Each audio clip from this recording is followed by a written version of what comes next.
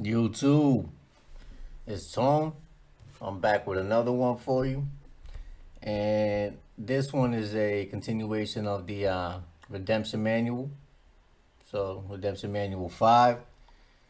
And you're going to like this one. This is a little piece of the book that kind of explains the correlation between the Matrix and the hidden meaning behind it and how it correlates to the realm that we currently live in and the fictional commercial realm and how they kind of try to merge the two between the commercial realm and then like the living life that we all now live, or that we live in now anyway. So let's get right into this shit. So here's the Matrix Reloaded. So this is the second movie. So it says, think of a movie as though it were a parable, which they are. A parable is a story which parallels real life issues, but it is told in such a manner that the average person will not understand the meaning of the story as it relates to the real life. The story of the parable itself discusses facts and answers the who, what, where, and when questions. The true meaning of the parable is in the answer to the why question that most people do not ask the answer. This article is addressed to the why people. If you are one of the what people, then take the blue pill and go back into your position in the matrix. If you are you still in the matrix, or are you one of the people of Zion? If you answer that question by determining that you are out of the matrix and you are one of the people of Zion, then you still might have a serious problem in understanding what your relationship is to the controllers of the matrix. You are not as independent as you might think. This is the true value of the message being given in the movie The Matrix 2. The movie The Matrix 2 introduces us at a much higher concept of liberty and responsibility, and especially the concept of being at war or at peace with the system. It answers the question, do you have a choice when you are out of the Matrix? The answer is yes. But you might be surprised that the ability to have a choice does not give you freedom and independence from the controls of the Matrix. In the movie The Matrix 2, we are introduced to the people who live in a city called Zion. The first movie did not describe Zion at all. It only dealt with several people from Zion that were aboard the vessel Nebuchadnezzar. Zion is a city deep in the core of the earth, away from the Matrix. It is inhabited by people who have been physically removed from the Matrix. The Matrix warehouses the remaining 99% of the humans in a condition similar to a coma, in which they are fed nutrients and the illusion of a normal life by the machines run by the computer. The Matrix harvests the bodily heat and chemical energy from the human bodies to power the machine world when a physical, let's see what this is.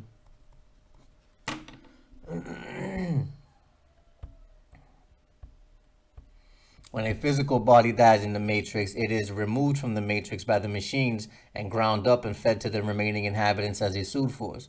Sounds a lot like Mickey D's to me, where they're liquefying people and they're fucking throwing them back into the soda and the food. So the underground city of Zion appears to be a mirror of the Matrix, whereas in the Matrix, the machines appear to control the humans therein, living off their energy.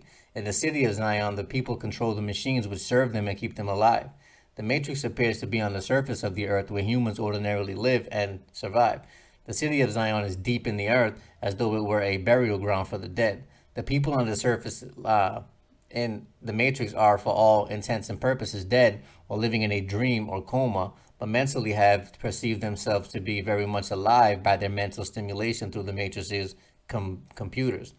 The people of Zion are buried deep in the earth where ordinarily the corpses are buried, but they are mentally awake and very much physically at liberty from the physical and mental constraints of the Matrix's computers and warehouses. There are several interesting issues that are raised with the movie The Matrix 2.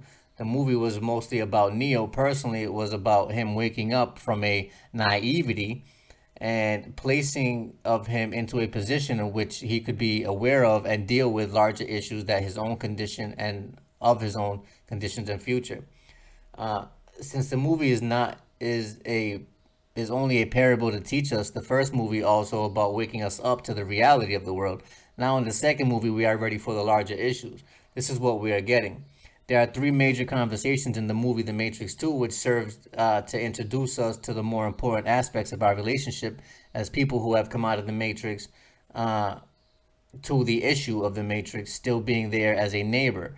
What should be our relationship? Should we fight the Matrix? Should we destroy the Matrix? Should we be at peace with it? In the first movie, Neo was extracted from the Matrix, who accomplished this extraction was Neo. Oh, was it Neo himself, or was it Morpheus?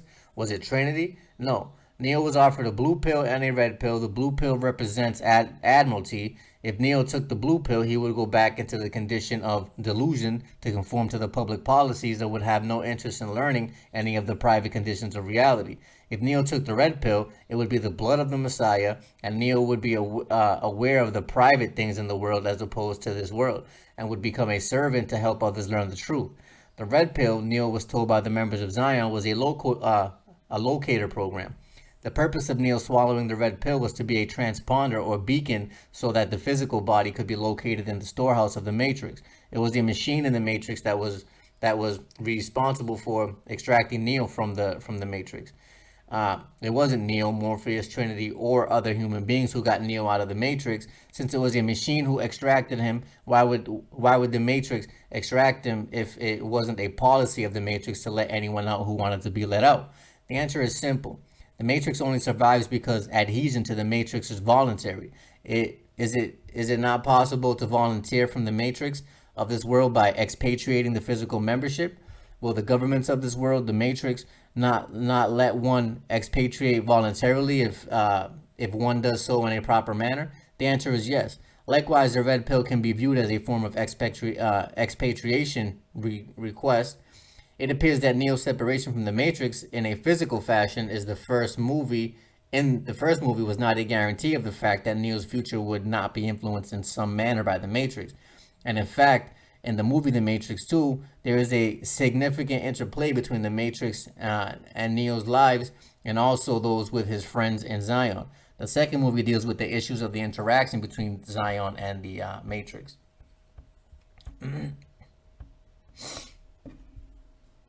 So let's get into the next slide.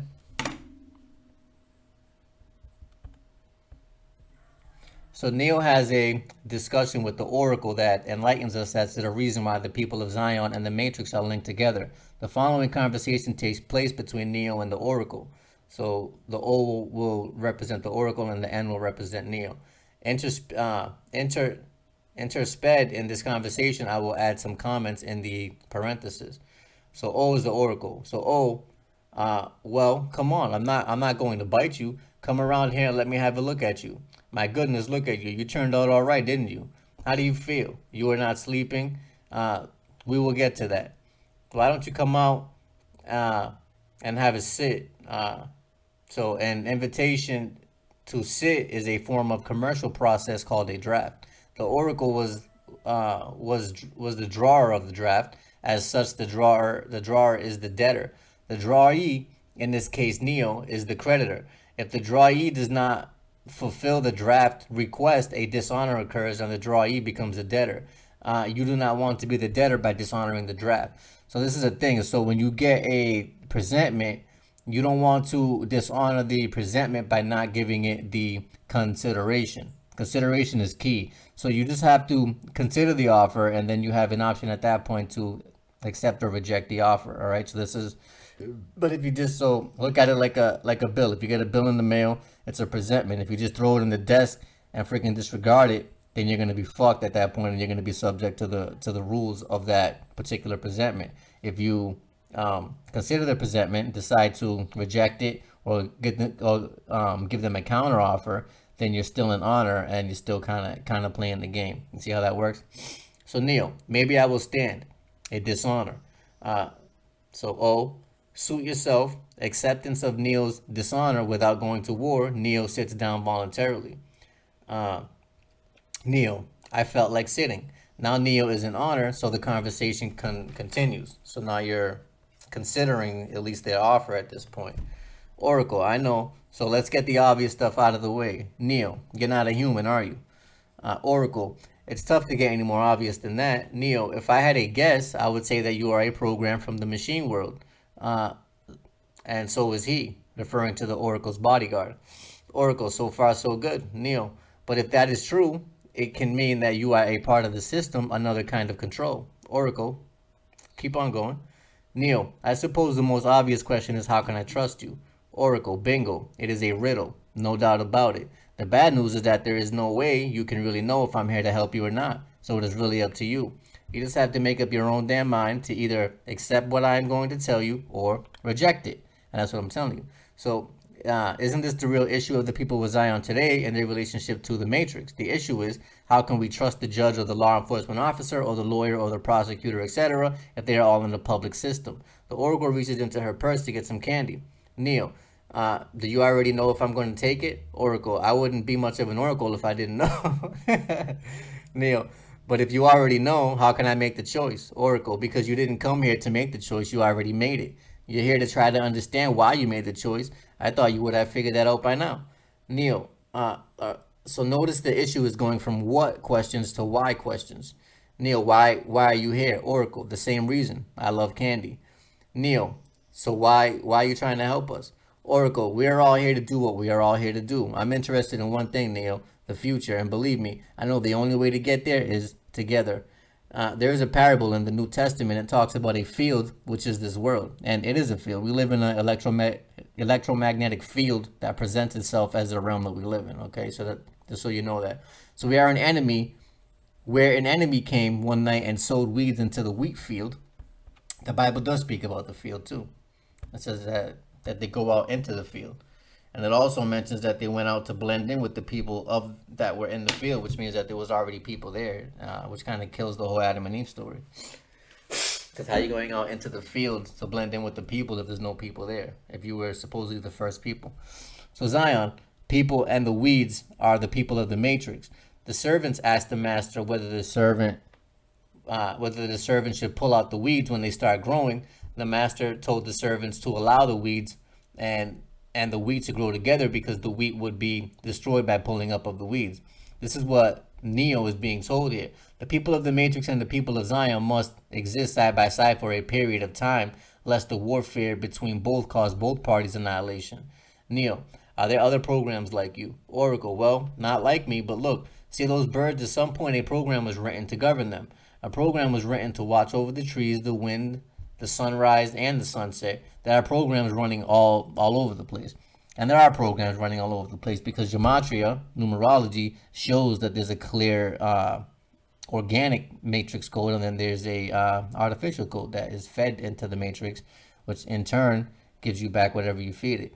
So your program was written to watch. The programs are running all over the place. Once doing their job, doing what they were meant to do, they are invisible. You never know that they were there. But the other ones, well, you hear about them all the time. Neo, I never heard of them. Oracle, of course you have. Every time you heard someone say, I've seen a ghost or an angel, every story you have ever heard about vampires, werewolves, or aliens in the system assimilating some program that is doing something that they are not supposed to be doing.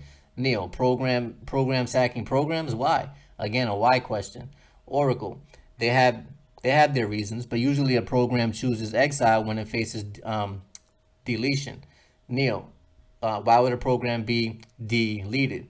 Oracle, maybe it breaks down, maybe a better program is created to replace it. It happens all the time, and when it does, a program can either choose to hide here or return to the source.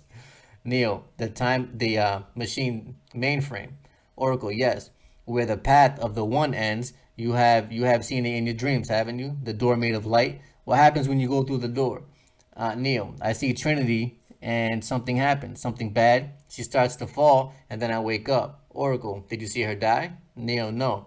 Oracle, you have the sight now. You are looking at the world without time. Time is a commercial entity. Time is also an anagram of emit. So time is a verb. So when there is no commerce involved, time is irrelevant. In the Tom Hanks movie Castaway, when Tom Hanks was on the island, time was irrelevant. There was no commercial contracts or terms to implement in which time was a factor. Time in the Garden of Eden was also irrelevant. Neo, then why can't I see that happen?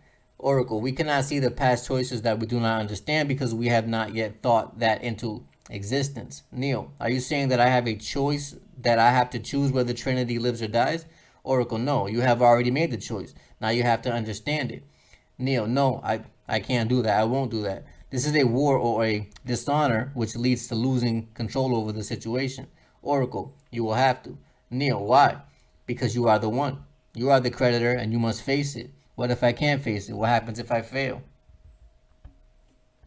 Right? So that's where this section of the video ends. So I'm gonna get into the rest of it, and well, when I have time to get to it. Um, so this is an awesome part of the book here, man. I freaking like it. You know, I was never into the Matrix and none of that shit. I thought it was all science fiction and just bullshit. But you know, the more research that I did with an open mind, I'm starting to see that this is exactly the world that we live in, and I think that you guys can see that too as well. So um, that's what I got for you for now. It is a game of chess. Stop playing checkers with these assholes. That's what I got for you for now. Until we meet.